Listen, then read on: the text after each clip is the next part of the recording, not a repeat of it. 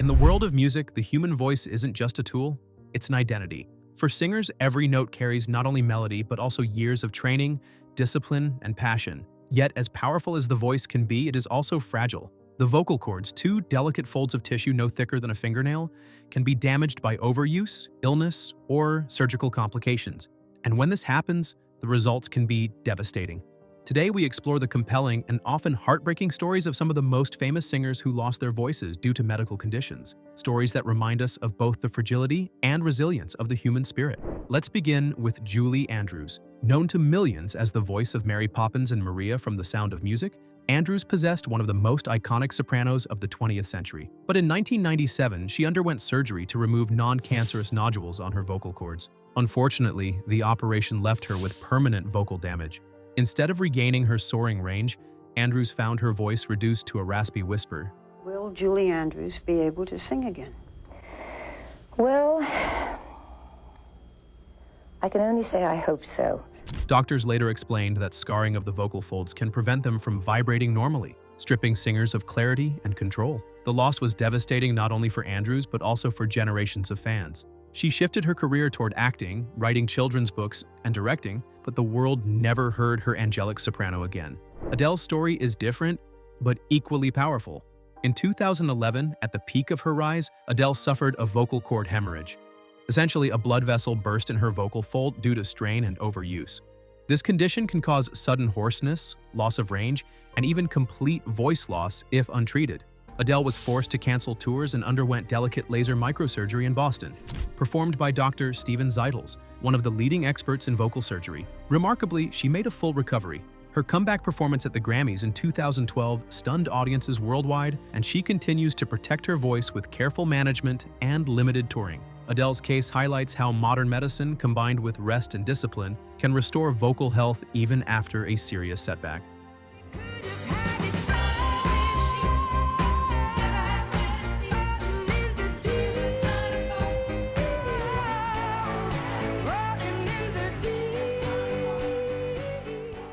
John Mayer's battle came in the form of a vocal granuloma, a benign growth that often develops due to acid reflux or vocal overuse. In 2011, Mayer's condition forced him into silence, literally. He had to undergo multiple surgeries and long stretches where speaking, let alone singing, was forbidden. For an artist whose identity was deeply tied to performing, this period was agonizing. Mayer described the experience as being trapped in his own body, unable to express himself. Granulomas are notoriously stubborn, often recurring even after treatment.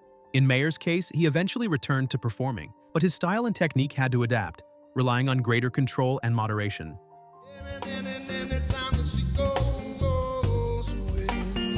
People call, Stevie, we're down.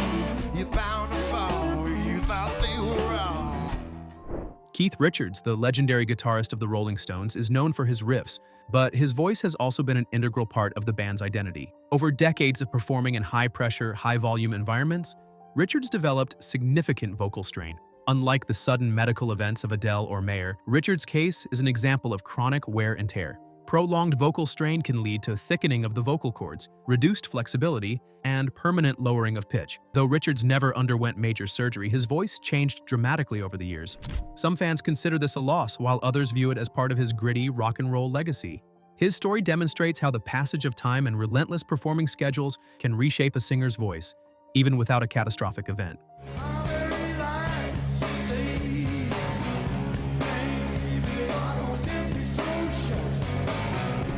To Lexington 125. Feel sick and dirty, more dead than alive. Frank Sinatra, one of the most iconic voices of the 20th century, faced his own vocal crisis.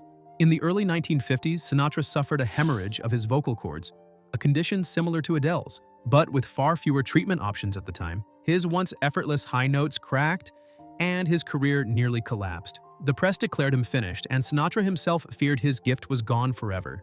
But through rest, vocal therapy, and sheer determination, he managed to recover much of his voice. While it was never quite the same, the experience forced Sinatra to reinvent his style. He moved from the soaring crooner of the 1940s to the deeper, more emotional phrasing that defined his later career. What could have been a permanent loss instead became a turning point that shaped his artistry. See what life is like on Jupiter and Mars. Times you have a very unladylike way of running out. Stevie Nicks, the voice of Fleetwood Mac, also suffered serious vocal challenges. In the 1980s and 90s, heavy touring schedules combined with long-term use of prescription medication took a toll on her vocal cords. Nicks developed nodules and chronic vocal strain, leaving her voice huskier and less agile than in her early years. Doctors explained that nodules are callus-like growths caused by repeated vocal stress. While she never fully regained the crystal-clear tone of the Rumors era, she embraced her changed voice, turning it into a smoky, emotional instrument that became part of her enduring style. All your life you've never seen a woman take time on by, just an invitation would have been just fine. Celine Dion, one of the greatest vocalists of her generation, shocked the world in 2022 when she revealed that she had been diagnosed with stiff person syndrome, a rare neurological disorder. Among its many debilitating symptoms are severe muscle spasms, including those affecting the throat and diaphragm. For Dion, this meant a sudden halt to her singing career and the cancellation of her long-anticipated tours. The condition doesn't just affect vocal cords, it affects the body's ability to control them.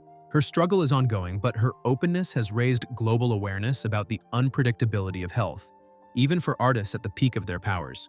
Sam Smith also faced a terrifying moment when their career was nearly stopped in its tracks. In 2015, Smith developed a vocal cord hemorrhage that required immediate surgery. They underwent treatment in Boston with the same surgeon who operated on Adele. The medical explanation is simple yet frightening. When a blood vessel bursts inside the vocal fold, the tissue swells and prevents normal vibration. Left untreated, it can cause permanent scarring. Smith's surgery was a success, and they made a strong comeback. But their story emphasizes how even young, seemingly invincible voices are vulnerable to injury.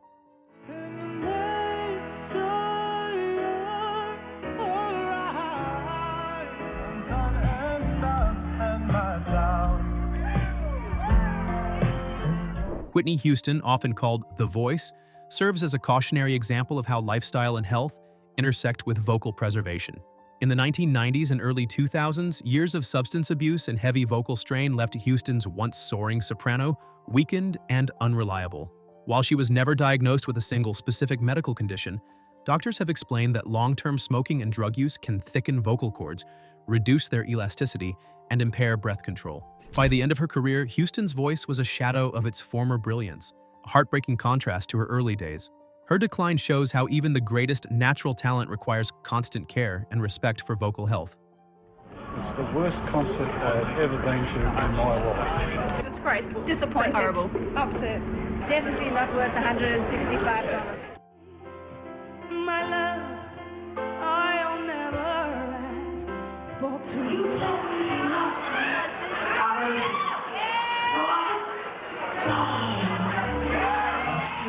Linda Ronstadt, the queen of 1970s pop and country rock, faced one of the most devastating vocal losses in music history. In 2013, Ronstadt revealed she had Parkinson's disease, which had robbed her of her ability to sing. Parkinson's affects the nervous system, impairing muscle control, including the fine muscles of the throat needed for singing. For Ronstadt, whose range and power had once filled arenas, the silence was crushing. She has spoken openly about the emotional toll, saying that losing her voice felt like losing a limb. Her story highlights that vocal loss isn't always due to the cords themselves. It can also stem from neurological conditions that prevent the body from controlling them. When we look at these stories together, a common thread emerges. The voice, though fragile, can adapt. Some singers, like Julie Andrews and Linda Ronstadt, suffered irreversible loss. Others, like Adele, Sam Smith, and Sinatra, found paths to recovery, sometimes returning even stronger. Some, like Stevie Nicks and Whitney Houston, transformed their altered voices into new artistic expressions. And some, like Celine Dion, remind us that the future of even the most powerful voices can be interrupted without warning. Medically, the conditions we've discussed, nodules, hemorrhages, granulomas, chronic strain, neurological disorders, and lifestyle damage, are reminders that vocal cords require as much care as any other muscle in the body. Proper hydration, vocal rest, avoidance of smoking, treatment of acid reflux, and professional vocal training are all vital preventative measures. For singers, vocal preservation is not just a matter of health, but of identity and livelihood. The broader lesson is one of empathy. Behind the fame and glamour, singers live with the same vulnerabilities as the rest of us. Their voices may sound larger than life, but they are carried on tissue as delicate as a butterfly's wing. By respecting the fragility of the human voice, we not only honor their struggles, but also gain a deeper appreciation for every note they gift us.